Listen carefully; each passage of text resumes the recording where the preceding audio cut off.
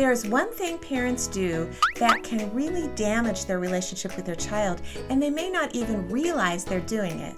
In this short video, I'm going to tell you what that is so that you can avoid it and can help to build your relationship with your child instead. The most psychologically damaging thing a parent can do to a child is ignore them.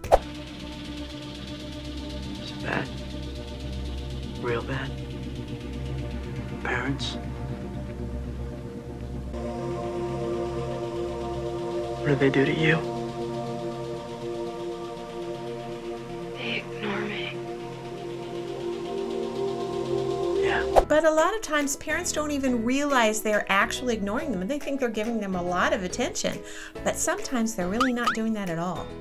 And I believe that this is one of the reasons that children become angry, especially today. And why do I say especially today?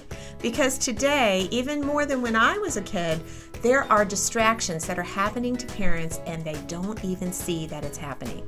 I understand that sometimes when your child is trying to tell you about their fantasy, like they're in a fairyland and they have their pet dragon and their magic sword or whatever, and at that point when you're thinking about paying the bills or getting the laundry done or the dishes done or that presentation you have to do at work or whatever, it's really hard to pay attention to your child at that moment. And I'm not saying that you have to at that moment all the time. One of the videos I have on this channel is about eye-to-eye time and how important that is and giving them that time to do that.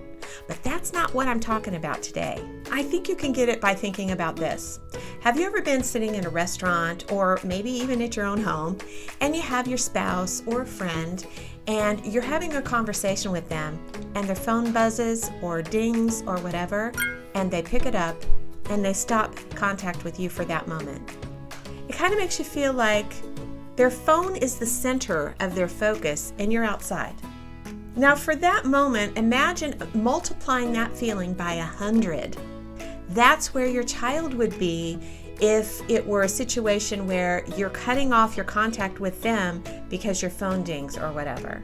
And let me tell you why it's multiplied by 100. Because when that happens with you and your friend, or you and your spouse or whatever, your spouse or you, either one of you, could get up and go somewhere else, right? You've got other friends. You might get on your phone. If they did that, you could get on your own phone, or you could get in the car and go somewhere else, or you have all kinds of options of things that you could do. It's still annoying, it's still upsetting to you, but you're not stuck in a situation where that person is your whole world, because you have a lot of other things going on, right? You have a lot of other people and you have a lot of options of what you can do in response. Your child doesn't have that. A child does not have the options of going somewhere else. They don't have the option, hopefully, of getting out their phone. We're talking about maybe a little toddler. They don't have a phone, right? Hopefully they don't. They can't just pull their phone out and start talking to their friends while you're doing that. And not only that, that might be 50% high, but if you want to go to 100%, their whole world is wrapped up in you. So they don't have anywhere else to go, and they depend on you for everything. So if you think about it, how much worse would it make you feel if that were happening and the person that was doing that was in charge of your whole life? They told you when to eat, when to sleep, where you could go, who you could see, and they were completely in charge of everything that happens in your life.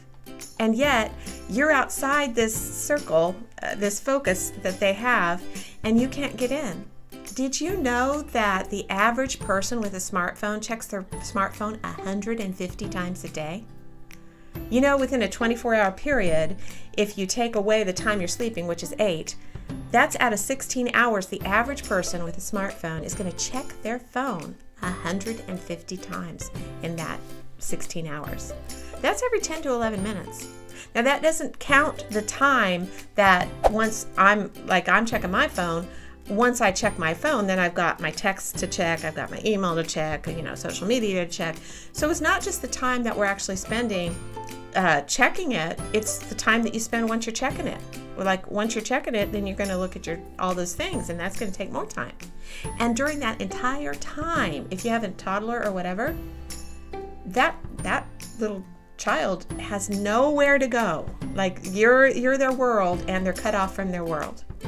So just like a cell phone battery draining away It's that relationship with our children, that child-parent relationship that's draining away as a parent is spending more and more time focused on their phone rather than on their child. So here's some easy things you can do to make sure that you don't make this mistake as a parent. Number 1, turn off notifications when with your child. When you're spending time with your child, don't allow your phone to take that focus away with little electronic sounds that grab your attention. It's easy. Just turn the notifications off when you're with your child. Number 2, use your phone for time-sensitive conversations only. Make sure you only use your phone for time-sensitive conversations to get directions or other temporary situations when you're spending time with your young child.